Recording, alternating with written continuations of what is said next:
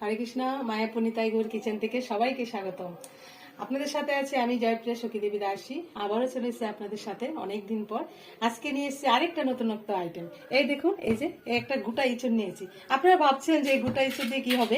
ইঁচড় দিয়ে আমি আরেকটা নতুনত্ব রান্না করব। এই ইঁচড় দিয়ে একটা কাকলেট বানাবো। তাহলে চলুন দেখে নিন কিভাবে ইঁচড়ের কাকলেট হয়। আর আমিও ইঁচড়টাকে ভালো করে এটাকে ছাড়িয়ে ধুয়ে পরিষ্কার করে কেটে নিই, তাহলে তো হবে ইঁচড়ের কাকলেটটা। দেখুন, ইঁচড়টাকে আমি ভালো করে বানিয়ে নিয়েছি। বানিয়ে এই যে ডুমু ডুমু করে বানিয়ে নিয়েছি, বানিয়ে সিদ্ধ করে নিয়েছি। আর ইঁচড়টা নিতে হবে দানা ছাড়া। দেখুন, ইঁচড়টা আমি নিয়েছি দানা ছাড়া। এই যে কি সুন্দর সিদ্ধ হয়েছে, এই যে নরম হয়ে গেছে, আর একটাও দানা নেই। তাহলে ওই ইঁচড়ের ওই কাকলেটটি খুব সুন্দর হবে। এই যে ভালো করে সিদ্ধ করে নিতে হবে। এখন এটা আমি ভালো করে মেখে নিচ্ছি। এখানে আমি গোটা আলু সিদ্ধ করে নিয়েছি। আর এখানে আমি ইঁচড় নিয়ে নিচ্ছি। আপনাদের পরিমাণ মতো আপনারা করে নেবেন। আমিও অতটা আমার লাগবে না, আমি পরিমাণ মতো করে নিচ্ছি। এটা আমি ভালো করে মেখে নিচ্ছি। ইঁচড়টা আর আলুটা ভালো করে মেখে নিয়েছি।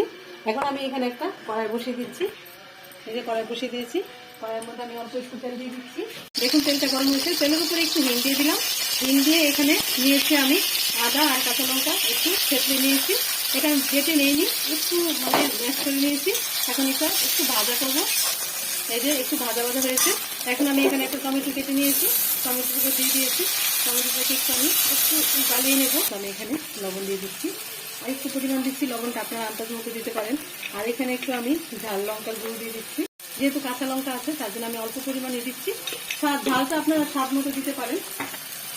এখানে আমি একটু সাম্বার মশলা দিয়ে দিচ্ছি। আর এখন আমি অল্প একটু পরিমাণে চিনি দিয়ে দিচ্ছি। চিনিটা দিয়ে দিচ্ছি। চিনিটা দিয়ে এখন আমি ভালো করে এটাকে সুন্দর করে কষিয়ে নিচ্ছি। এবার যতক্ষণ না কষবে ততক্ষণ আমি ভালো করে নেড়ে একটা এই খুন্তির সাহায্যে টমেটোকে ভালো করে করে দিচ্ছি। যখন এটা ভাজা ভাজা হয়ে যাবে তখন আমি এই যে আমি ইঁচড় আর আলু করে রেখেছি এটাও দিয়ে দিচ্ছি। দিয়ে একসাথে আমি কষিয়ে নিচ্ছি।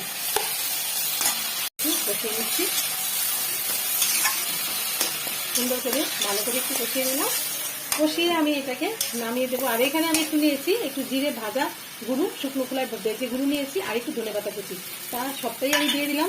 দিয়ে এবার এটাকে আমি ভালো করে কষিয়ে নেব। যত সুন্দর কষা হবে তত আমাদের এই কাকলেটটা অনেক সুন্দর টেস্টি হবে। পুরটা আমি নামিয়ে নিয়েছি। এখন হাতে একটু আমি সাদা তেলে এখানে সাদা তেলে একটু মেখে নিচ্ছি। মেখে আমি কাকলেটের আকারে সেপ দিচ্ছি। এটা আপনারা ইচ্ছা মতো সেপ দিতে পারেন, যার যেরকম ভালো লাগে সেরকম ভাবে দেওয়া যায়। আমি এরকম সেপটা দিচ্ছি। তারপর এখানে আমি একটু কর্নফ্লাওয়ার আর একটু ময়দা, একটু গোলমরিচ গুঁড়ো, একটু লবণ দিয়ে এটাকে আমি একটু একটা ব্যাটার তৈরি করে নিয়েছি। তার ঘনত্বটা যে এরকম। এখন আমি এটাকে এই ব্যাটারের মধ্যে একটু চুবিয়ে নিচ্ছি। চুবিয়ে আর এখানে আমি নিয়েছি সেমুই। একটু সেমুই একটু হালকা শুকনো খোলাতে ভেজে গুঁড়ো করে নিয়েছি। গুঁড়ো করে এর মধ্যে আমি একটু গড়িয়ে নিচ্ছি। একটু কুট করে নিয়ে তারপরে এই হাত দিয়ে এরকম করে একটু সেভ করে এইভাবে আমি সবগুলো কাকলেট তৈরি করে নিচ্ছি। দেখুন, কাকলেটগুলি বানানো হয়ে গেছে। বানিয়ে আমি 8 ঘন্টার জন্য একটু ফ্রিজে রেখেছি। ফ্রিজে রাখাতে একটু শক্ত হয়েছে। এখন সেটা ভাজলে খুব সুন্দর হবে। এর জন্য আমি এখানে একটা ফ্রাই প্যান বসিয়ে দিয়েছি, এর মধ্যে তেলও দিয়ে দিয়েছি। এখন আমি এক এক করে দিয়ে দিচ্ছি কাকলেটগুলো। এখন এটা আমি ভালো করে একটু লালচে করে ভেজে নেব। তেলে হয়ে যাবে ইঁচড়ের কাকলেট। এবার উল্টে দিচ্ছি। এটা আমি এরকম লাল লাল করে ভেজে নিলেই হয়ে যাবে কাকলেট। এটা আমি মিডিয়াম আঁচে ভেজে নিচ্ছি। একটু মিডিয়াম আঁচে ভাজলে ভাজাটা খুব সুন্দর হবে, একটু মুচমুচে হবে, ভিতরে কাঁচা থাকবে না। আর ভিতরটা তো পুর করা আছে, এরকম কাঁচাও নেই, তাও একটু মিডিয়াম আঁচে ভেজে নেবেন। দেখুন, রেডি হয়ে গেল ইঁচড়ের কাকলেট। কত সুন্দর, মানে অল্প টাইমের মধ্যে ঘরে থাকা জিনিস দিয়েই হয়ে গেল কাকলেট। তাহলে এরকম করে আপনার করে ভগবানকে ভোগ লাগিয়ে যখন প্রসাদটা খাবেন অপূর্ব টেস্ট হবে। এরকম ভাবে করবেন। আর সবাই ভালো থাকবেন, সুস্থ থাকবেন। আবার দেখা হচ্ছে পরের ভিডিওতে। হরে কৃষ্ণ।